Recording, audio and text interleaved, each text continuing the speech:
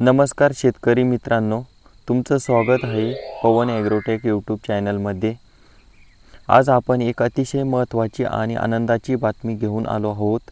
ज्या शेतकऱ्यांनी कृषी यांत्रिकीकरण योजनेसाठी अर्ज केले होते आणि ज्यांचे अर्ज आधीच मंजूर झाले होते, अशा सर्व शेतकऱ्यांसाठी शासनाने मोठा दिलासा दिला आहे। दिनांक 24 मार्च 2026च्या GR नुसार सरकारने तब्बल 150 कोटी रुपयांचा निधी मंजूर करून वितरित करण्याचा निर्णय घेतला आहे। याचा थेट फायदा त्या शेतकऱ्यांना होणार आहे ज्यांचे अनुदान प्रलंबित होते। मित्रांनो, अनेक शेतकरी असे होते ज्यांनी tractor, rotavator, cultivator, spray pump अशा कृषी अवजारांसाठी महाडीबीटी पोर्टलवर अर्ज केले होते। काही शेतकऱ्यांचे अर्ज मंजूर झाले होते, पण निधी उपलब्ध नसल्यामुळे त्यांना अनुदान मिळण्यात उशीर होत होता। त्यामुळे शेतकऱ्यांमध्ये नाराजी होती। पण आता शासनाच्या या नवीन निर्णयामुळे ही समस्या पूर्णपणे दूर होणार आहे।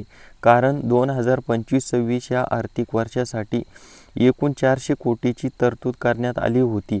त्यापैकी 250 कोटी आधीच वितरित झाले होते आणि आता उर्वरित 150 कोटीचा निधी देखील मंजूर करण्यात आला आहे। या GRमध्ये स्पष्ट नमूद करण्यात आले आहे, हा निधी फक्त मंजूर लाभार्थ्यांना दिला जाणार आहे। म्हणजे ज्यांचे अर्ज आधीच अप्रूव्ह झाले होते त्यांना आता थेट त्यांच्या बँक खात्यात अनुदान जमा होणार आहे। हे पैसे DBTद्वारे म्हणजेच आधार लिंक बँक खात्यात जमा केले जातील। त्यामुळे शेतकऱ्यांनी आपले बँक खाते आणि आधार लिंक योग्य आहे का हे एकदा तपासून घ्यावे।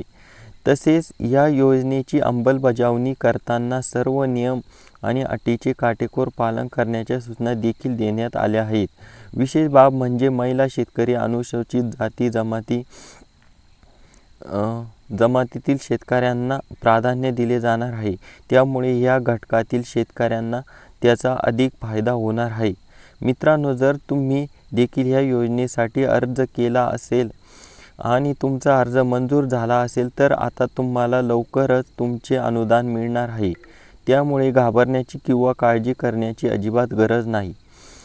फक्त तुमचा अर्ज स्टेटस आणि बँक डिटेल्स अपडेट ठेवा। अशाच महत्त्वाच्या शेतकरी अपडेट्ससाठी सरकारी योजनांची माहिती मिळवण्यासाठी पवन ॲग्रोटेक यूट्यूब चॅनलला सबस्क्राईब करा, व्हिडिओला लाईक करा आणि तुमच्या इतर शेतकरी मित्रांसोबत नक्कीच शेअर करा। धन्यवाद मित्रांनो।